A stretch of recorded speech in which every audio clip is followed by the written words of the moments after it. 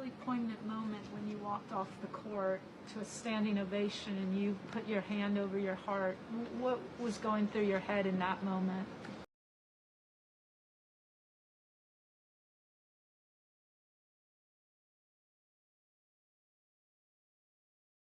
Coco Gauff's Australian Open meltdown, the speech that stopped the world.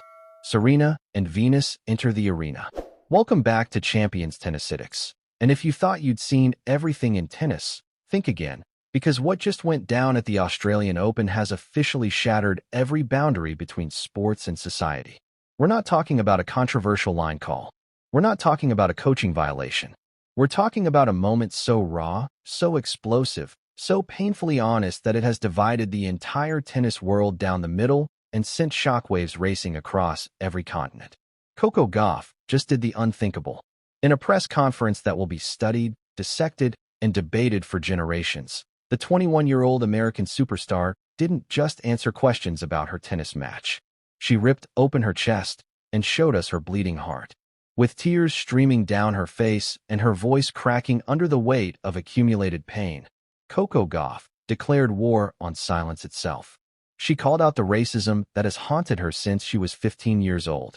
She named the political climate that has made her feel unsafe in her own country. She demanded that the Black community rise up and protect Black women because, in her words, if not now, then when? And before the tennis establishment could even process what had happened, before the sponsors could scramble to their damage control playbooks, the cavalry arrived. Venus Williams, Serena Williams, the twin pillars of modern tennis, the women who have weathered every storm the sport could throw at them, Stepped forward with a statement of solidarity so powerful that it has fundamentally altered the conversation around race, sports, and political activism in America. This is not just a tennis story anymore. This is a cultural earthquake, and you need to understand every single detail of what happened, why it happened, and what it means for the future of the sport we love. So settle in, because we're about to take you deep inside the most controversial 48 hours in recent tennis history. Let's start with the match itself, because context matters. Coco walked into the Australian Open with the weight of expectation crushing down on her shoulders like a concrete blanket. After a difficult 2025 season where her serve betrayed her in crucial moments, where critics questioned whether her U.S. Open championship was a fluke, where every loss was amplified and every victory was minimized, Coco needed Melbourne. She needed this tournament to silence the doubters, to prove she belonged in the conversation with Iga Swiatek and Aryna Sabalenka, to show the world that American tennis had a legitimate star for the next decade. The Australian Open had already been a powder keg of tension this year. The political situation in the United States had created an atmosphere unlike anything we'd seen in professional sports. Athletes across every discipline were being forced to navigate questions about the Trump administration's policies, about rollbacks of civil rights protections, about the increasingly hostile rhetoric directed at minority communities. Tennis players, who travel the world and represent a global sport, found themselves caught between their desire to focus on competition and the reality that their platforms carried responsibility. Coco had tried to stay above the fray. Earlier in the tournament, when asked about the state of America under the second Trump administration, she had chosen her words carefully. She said she felt fatigued discussing politics. She said she hoped for peace and unity. She gave the kind of diplomatic non-answer that media trainers dream about, the kind of response that keeps sponsors happy and keeps the focus on tennis. But diplomacy has a breaking point, and Coco Gauff reached hers in spectacular fashion. The match that preceded the infamous press conference was brutal. Coco had fought through the early rounds with a mixture of determination and visible frustration. Her serve, that perpetual Achilles heel, had been inconsistent. Her forehand, usually such a weapon, was spraying errors at crucial moments.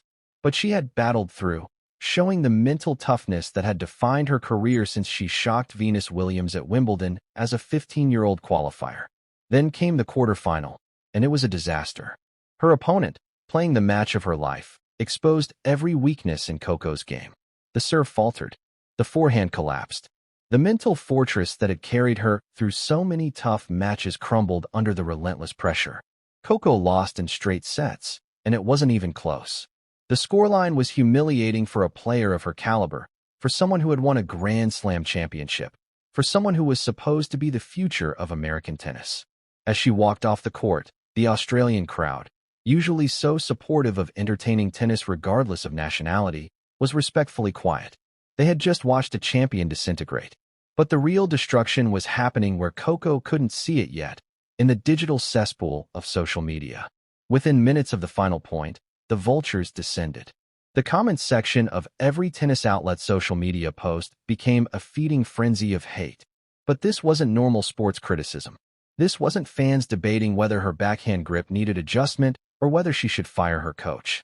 This was targeted, vicious, racist abuse that had been waiting for exactly this moment. The so-called anti-woke brigade, that collection of anonymous accounts and right-wing provocateurs who have made it their mission to attack any athlete who dares speak about social justice, erupted in celebration. Coco was called a diversity hire, as if you could possibly earn a Grand Slam title through affirmative action. She was told to shut up and play tennis by people who had clearly never shut up about anything in their lives. She was mocked for her intelligence, her appearance, her hair, her skin color.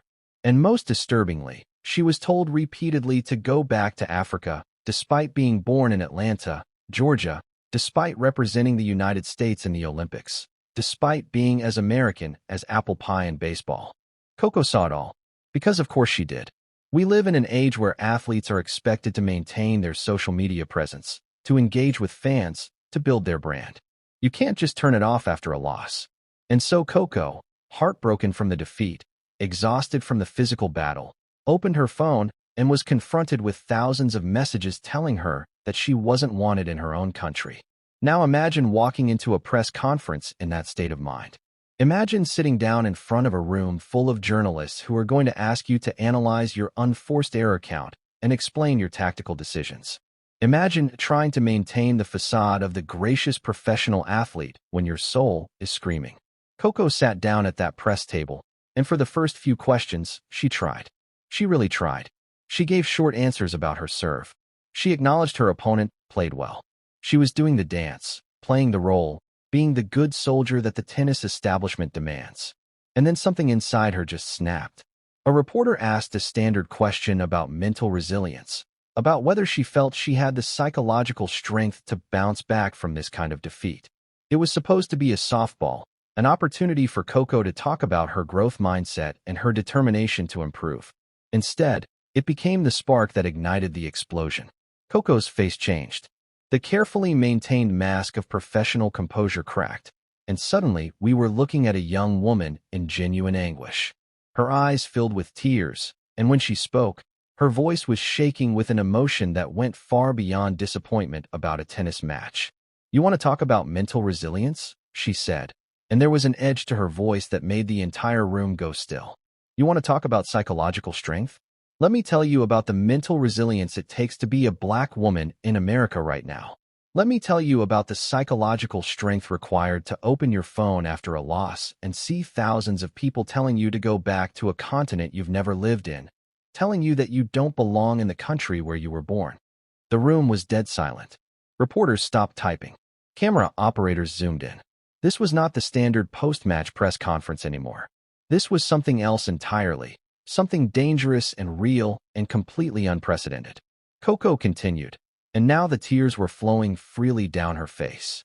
"I have tried to stay quiet. I have tried to just play tennis. I have tried to be the good girl, the role model, the one who doesn't make waves. But I can't do it anymore. I can't stay silent while my community is under attack. Black community, rise up. Protect our skin, protect Black women, because if not now, then when? We can no longer stay silent." The words hung in the air like a hand grenade with the pin pulled. Coco wasn't making a political statement in the abstract. She was making a direct, urgent plea for solidarity and protection. She was naming the fear that millions of Black Americans were feeling under the current political administration, but that few athletes with her platform had been willing to articulate so directly. She kept going, and with each word, the pressure in the room increased. "I am labeled woke, like it's an insult. I am told to shut up and play tennis by people who never shut up about their own politics. I am attacked every single day for the crime of existing in this body, with this skin, with this voice. The Black community is being pushed into a corner, with voting rights under threat, with women's rights under threat, with the right to live without fear under threat. And then came the moment that would dominate headlines for days. Coco looked directly into the camera, her face streaked with tears, and said, "This is what life under Trump looks like for people who look like me. This is the reality that gets ignored while people debate forehands and backhands. We are terrified, and we have every right to be." The press room erupted. Some reporters were frantically typing, trying to get the quotes exactly right.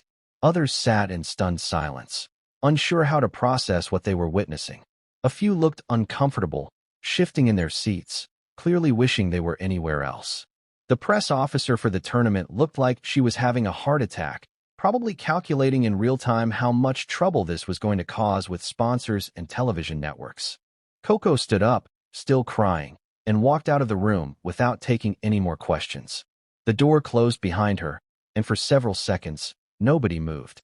Nobody spoke. It was as if the entire room needed time to process the enormity of what had just happened. Within minutes, the video was everywhere. Twitter exploded, or X, or whatever we're calling the hellscape of social media these days. The hashtags started trending immediately. Hashtag Coco Gauff. Hashtag Protect Black Women. Hashtag Athletes Speak Out. The video was shared, clipped, quoted, and debated millions of times within the first hour. The reaction was exactly what you would expect in our polarized world. Coco's supporters praised her bravery, calling it the most important moment in tennis since Serena Williams confronted the umpire at the U.S. Open or since Arthur Ashe spoke out against apartheid. They said she was using her platform courageously, that she was speaking truth to power, that she was representing millions of people who don't have a voice. The critics were equally vocal and significantly more vicious. The usual suspects on conservative media called her divisive, ungrateful, and attention-seeking. They accused her of making excuses for her loss, of injecting politics into sports where it doesn't belong, of disrespecting the country that gave her opportunities. The racist trolls, emboldened by her public vulnerability, intensified their attacks. The comment sections became even more toxic, if such a thing was possible. But while the internet fought its predictable battle, something else was happening behind the scenes. Phone lines were burning up in the world of tennis royalty. Text messages were flying. Emergency meetings were being called. Because the people who understood exactly what Coco was going through, the women who had walked this impossible path before her, were not going to let her stand alone. Venus Williams was in Los Angeles when she saw the press conference. Sources close to the family say she watched it live on her phone and immediately called Serena. Serena Williams, the greatest player in tennis history, the woman who had survived Indian Wells, who had been penalized for showing emotion while male players destroyed rackets without consequence, who had fought for equal prize money and equal respect her entire career, was reportedly watching from her home in Florida. The two sisters, who have spent their entire lives protecting each other and protecting the integrity of black women in tennis, made a decision in that moment. They were going to build a wall around Coco Gauff, and anyone who wanted to get to her would have to go through them first. The statement came faster than anyone expected. It wasn't a carefully workshopped PR release designed to be inoffensive to all parties. It was a declaration of war, a line in the sand, a promise of protection. While the exact wording is still being reported across various outlets, the message was unmistakable and powerful. Venus and Serena essentially told the world that they stood with Coco completely, that they understood her pain because they had lived it, that the racism and misogyny she was experiencing was not new but was part of a long, ugly tradition in tennis, and that it was time for that tradition to end. They validated every word Coco had said. They confirmed that the threats she mentioned were real. They added their voices to her call for the black community to rise up and protect black women. The impact of their statement cannot be overstated. Venus and Serena Williams don't speak on every issue. They have earned the right to pick their battles, to preserve their energy for the causes that matter most to them. They are mothers, businesswomen, activists, and icons. When they choose to speak, it carries the weight of decades of struggle, victory, and unimaginable pressure. For them to step forward so quickly and so forcefully sent a message that reverberated through the entire sport. They were saying that Coco's breakdown was not weakness but strength. They were saying that the emotional labor of being a black woman in tennis had finally become too much to bear in silence. They were saying that the next generation would not have to fight these battles alone the way they had. Serena's relationship with Coco goes back years. When Coco burst onto the scene as a teenage qualifier at Wimbledon, beating Venus in an emotional first-round match, Serena had publicly embraced her as the future of the sport. She had mentored Coco quietly, offering advice, sharing experiences, and providing a model for how to navigate fame, pressure, and expectations. When Coco had smashed a racket in frustration during a tournament and faced criticism for the outburst, Serena had immediately defended her on social media, joking that she would teach Coco how to break rackets properly. It was her way of saying, "I see you, I've been you, and I've got your back." Some will say she should have handled it differently, that she should have been calmer, more measured, more strategic. But respectability politics has never protected black people. Being twice as good, working twice as hard, speaking twice as carefully, none of it has been enough to earn basic respect and dignity. At some point, the burden of managing other people's racism becomes too much to bear. What we witnessed in that press conference was a young woman reaching her breaking point. But it was also a young woman finding her power. The tears were not weakness. The emotion was not lack of control. It was the most controlled thing Coco could have done. To choose authenticity over performance, to choose truth over comfort, to choose humanity over the robotic professionalism that sports culture demands. The call to action she issued, Black community, rise up, protect black women, is not radical. It's not extremist. It's a plea for basic solidarity and safety. If that makes people uncomfortable, perhaps they should examine why the idea of black people organizing for mutual protection feels threatening to them. And the question she asked, if not now, then when, is one that echoes through history. It's the question asked by every civil rights movement, every struggle for justice. When is the right time to demand dignity? When is the right time to say enough? The answer, always, is now. The coming days will determine how this story evolves. Will Coco receive support from the broader tennis community, or will she be isolated and criticized? Will sponsors stand by her, or quietly distance themselves? Will the WTA embrace this moment as an opportunity for growth and change, or will they try to sweep it under the rug and get back to business as usual?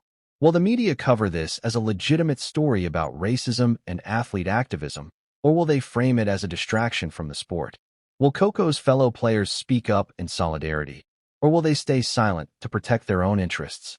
And most importantly, will Coco Gauff look back on this moment as the beginning of her liberation or as a mistake she wishes she could take back? Here's what I think. I think Coco Gauff just became more than a tennis player. She became a symbol, a voice, a catalyst for a conversation that desperately needs to happen.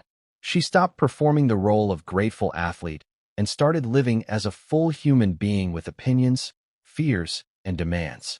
I think Venus and Serena Williams just reminded the world why they are legends, not just for their trophies, but for their willingness to fight battles that extend far beyond the tennis court. They showed that true greatness includes using your power to protect those who come after you. I think the tennis world just received a wake-up call that it can choose to answer or ignore, but it cannot unhear. The illusion that we can separate sports from society, that we can watch athletes compete without acknowledging the world they live in, has been shattered. And I think that regardless of what happens with Coco's tennis career from here, whether she wins 10 more Grand Slams or never wins another match, she has already secured her legacy. She will be remembered as the player who refused to stay silent, who demanded better, who looked into the camera with tears streaming down her face and told the truth. Now it's your turn. Where do you stand? Do you think Coco was right to speak out, or should she have kept her political views separate from tennis? Do you think the criticism she receives is legitimate sports commentary or racist abuse? Do you believe athletes have a responsibility to use their platforms for social justice, or should they just shut up and play? I want to hear from you in the comments. Let's have a real conversation. Let's be honest. Let's be respectful, but let's also be willing to confront uncomfortable truths. This is bigger than tennis. This is about who we are as a society and what we're willing to tolerate. If you stand with Coco Gauff, if you believe black women deserve protection and respect, if you think her courage deserves recognition, hit that like button right now. Let's get this video to 100,000 likes to send a message that the world is watching and we will not accept business as usual. Don't forget to subscribe to Champions Tennisitics, because we're not just covering tennis. We're covering the human drama, the social context, the real stories behind the scores. We're here for the matches that matter and the moments that change everything. Turn on notifications because this story is far from over, and you're going to want to see what happens next. Share this video with anyone who needs to understand what just happened in tennis and why it matters. And to Coco Gauff, if somehow you ever see this, know that millions of us see you, we hear you, and we stand with you. You are not alone. Until next time, keep fighting the good fight. Champions Tennisitics, signing off.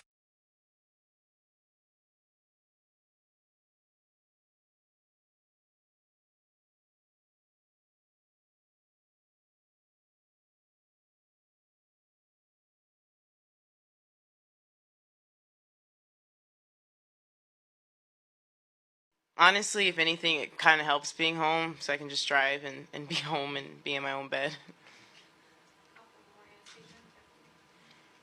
Today have been pretty great crowds, and just, I never thought, I would get like the Coco chant kind of anywhere except the U.S., but the fact that it's happening in